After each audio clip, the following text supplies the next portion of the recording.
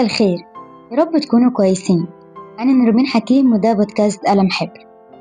هنتكلم النهاردة في رحلتنا عن موضوع بيلمس كل واحد فينا: إزاي تتعامل مع البشر من غير ما تخسر نفسك، وإزاي تحافظ على طاقتك الإيجابية وحدودك الشخصية وما تسمحش إن العلاقات تمتص كل حاجة فيك.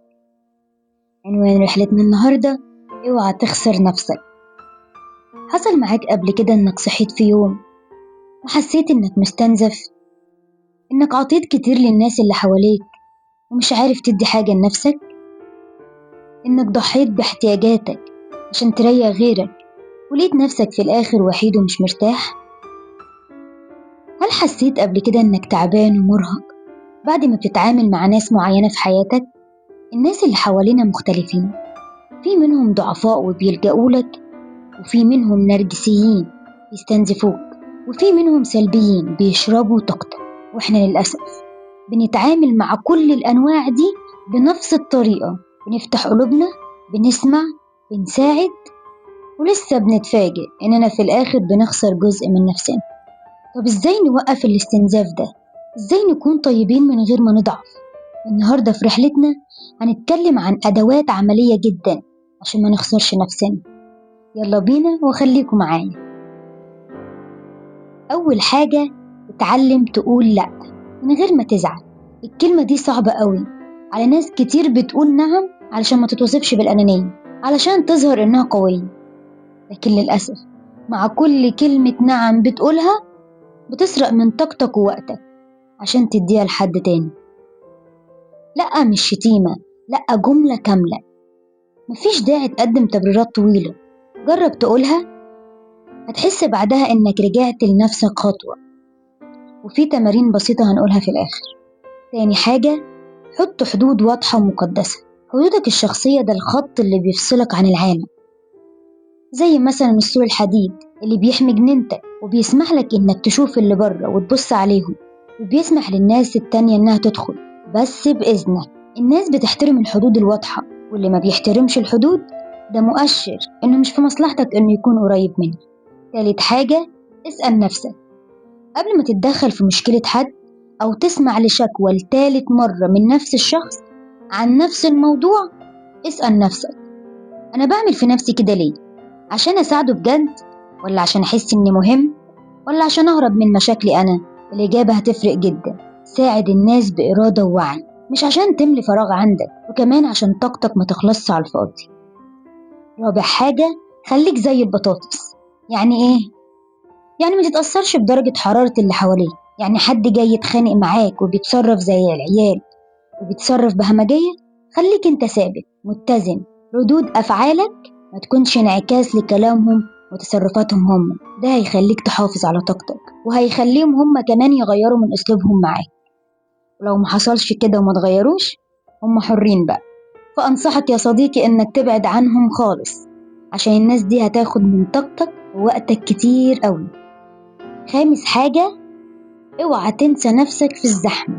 في الآخر انت مسؤول عن سعادتك، عن راحتك، عن طاقتك، مش مسؤول عن 100 حواليك. خصص بس وقت لنفسك، حتى لو 10 دقايق بس في اليوم، تسأل فيها: عايز أبقى إزاي النهاردة؟ عايز إيه؟ محتاج إيه؟ هل محتاج أكتب؟ أمشي؟ أسمع أغنية؟ أعمل حاجة بحبها؟ شوف أنت محتاج إيه بالظبط، لأن ده واجب عليك لنفسك. اوعى تنسى نفسك في وسط مشغولياتك. انت أهم من أي حاجة تانية، لأن للأسف لو أهملت نفسك واحتياجاتك عمرك ما هتقدر تهتم باللي حواليك. أهم المبادئ الأساسية عشان تتعامل مع البشر من غير ما تخسر نفسك: أول حاجة الوعي. ما تتعبش نفسك مع ناس سلبية دايما بتشتكي من أي حاجة ومش بتتغير. خلي بالك، والتاني مرة بقولها لك، خلي بالك من النرجسيين اللي فاكرين الكون كله بيتمحور حواليهم هم بس. حدد علاقاتك مع دراما كوينز اللي بيحبوا يعملوا مشاكل وحوارات طول الوقت. تاني حاجة، التوازن في العطاء. خلي العطاء قرار مش رد فعل اوتوماتيكي. اسأل نفسك: العطاء ده بيجيب لي السعادة ولا بحس بعده ان طاقتي خلصت؟ لان العطاء ده شيء جميل قوي، بس لو هيجي على حساب نفسك يبقى ملوش لازمة اصلا. عشان العطاء لما بيتعمل بجد بتحس بعده انك طاير من الفرحة. نيجي بقى للنقط المهمة، إزاي أحط حدود عملية للي قدامي. أول حاجة حط حدود للوقت. هقولك بقى شوية جمل تقدر تستخدمها في أي وقت، زي مش هقدر أتكلم معاك دلوقتي عندي ميعاد مهم، أو هقعد ساعة بس بعد كده عندي شغل، أو مش هقدر أساعدك النهاردة ممكن الأسبوع الجاي. جمل برضو تقدر تستخدمها لما تحط حدود للمواضيع، زي مثلا لو في موضوع مش عاجبك قول مش هتكلم في الموضوع ده، أو ده موضوع خاص وعايز أحافظ على خصوصيته، أو مش عايز أشارك في النقاش ده. ولما أجي أحط حدود للمساحة الشخصية، مهم جدا إنك ما تقعدش مع حد عارف إنه يتعدى على مساحتك الشخصية، أو أرفض الأحضان والتلامس مع أشخاص معينة لو أنت مش مرتاح، أو أرفض إنك تجاوب على أسئلة اللي أنت شايفها إنها تكسر الحدود بينكم. وفي تمارين بسيطة جدا ممكن نعملها للحدود. أول تمرين إنك تقول لأ في المواقف الصغيرة، زي مثلا لأ مش هقدر أجي النهاردة، أو لأ رأيي مختلف معاك، أو لأ مش عايز أحط سكر في الشاي. ده بجد على فكرة مش بهزر. ومثال على ده، أنا من ساعة ما منعت السكر من 9 شهور كنت ساعات بتكسف أقول للي قدامي مش عايزة أحط سكر، ولما بيتعمل لي حاجة فيها سكر الصراحة كنت بسيبها ومش بشربها. بس اتعلمت بعد كده إني أقول لأ مش عايزة سكر. الصراحة مع كل مرة بقولها بحس إني مبسوطة. هي باينة بالنسبة لكم حاجة بسيطة، بس لما بتتقال في حاجة أنت مش حاببها بتفرق قوي معاك، عشان ساعتها مش بتبقى مجبور على حاجة. التمارين البسيطة دي بتساعدك إنك تقول لأ، وحقيقي بتكون مرتاح بعدها، عشان في الوقت ده ممكن تكون تعبان أو مرهق، أو حتى مش حابب تعمل حاجة معينة، أو مش قادر تعمل حاجة لحد. التمرين التاني تمرين التأخير. بدل ما ترد على طول وانت مجبور، قول هفكر فيه وارد عليك، أو مش عارف دلوقتي هرد عليك بعد ساعة، أو محتاج وقت أفكر. وفي النهاية في ملاحظات بسيطة قوي خلي بالك منها. 1. الحدود مش أنانية، ده ضروري لراحتك النفسية. 2.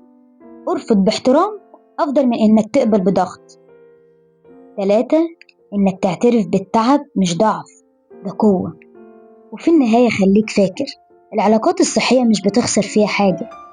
العلاقات الصحية بتكون فيها تبادل مش استنزاف، بتكون فيها حدود محترمة ودعم متبادل ومساحة آمنة للطرفين. ما تخليش طيبتك تكون سبب تعاستك. خليك طيب لكن خليك ذكي، خليك حاضر لغيرك لكن موجود مع نفسك. شكرا لوجودكم معايا، ولو عندكم أي تجارب أو أسئلة شاركونا في التعليقات أو على رسالة صفحتنا على الفيسبوك. وما تنسوش الاشتراك في القناة ولايك للحلقة، وابعتها لحد عارف إنها تلمس قلبه. استناكم المرة الجاية، وهنفضل مستمرين لنكتشف نفسنا واللي حوالينا وطرق تخلي حياتنا أكتر سلام ووعي. كونوا دايما بخير. كانت معكم نرمين حكيم من بودكاست قلم حبر.